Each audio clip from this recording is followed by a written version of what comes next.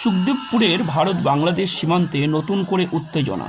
সীমান্ত টপকে ভারতের ভূখণ্ডে ঢুকে পড়ে একজন বাংলাদেশ নাগরিক। সেই উত্তেজনা ছড়ায় এলাকায়। তাদের ধাওয়া করে সীমান্তরক্ষী বিএসএফ। স্থানীয় মানুষজন ছুটে আসেন। বিএসএফের এই তাড়া খেয়ে পালিয়ে যায় বাংলাদেশি অনুপ্রবেশকারীরা। মালদার বৈষ্ণবনগরের সুখদেবপুর এলাকার ঘটনা।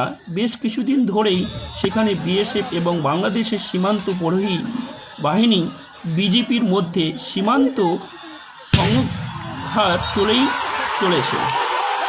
সীমান্ত কাটাতারে বেড়া তুলতে বাধা দিচ্ছে বিজেপি। সেই অবাধে এবার প্রকাশ্য দিবালোক সীমান্ত টপকে বাংলাদেশিরা ভারতের ভূখণ্ডে ঢুকে পড়লেন। সোশ্যাল মিডিয়াতেও এই ভিডিওটি ছড়িয়ে পড়েছে। বাংলাদেশে শেখ হাসিনা সরকারের অবসান ঘটার পর থেকেই পড়োশি দেশের সঙ্গে ভারতের সম্পর্কের অবনতি ঘটেছে। মাথা ব্যথার কারণ হয়ে উঠেছে সীমান্ত সংঘাতও। মালদার সুখদেবপুরে প্রায় 1 কিলোমিটার সীমান্তে কাঁটাতার নেই। সেখানে বিএসএফ কাঁটাতারে বেড়া বসাতে গেলে বাধা দেয় বিজিবি। ওপারে সাধারণ নাগরিকরা সীমান্তে এসে কাজে বাধা দেন। এরপরে মানুষজন জড়ো হন। সীমান্ত পরিস্থিতি উত্তপ্ত হয়ে ওঠে এবং বিএসএফ এবং বিজেপি দফায় দফায় ফ্ল্যাগ মিটিং হয়।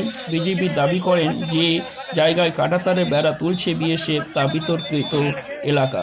অন্যদিকে বিএসএফ জানায় নিজেদের ভূখণ্ডে কাঁটাতারে বেড়া তোলা হচ্ছে।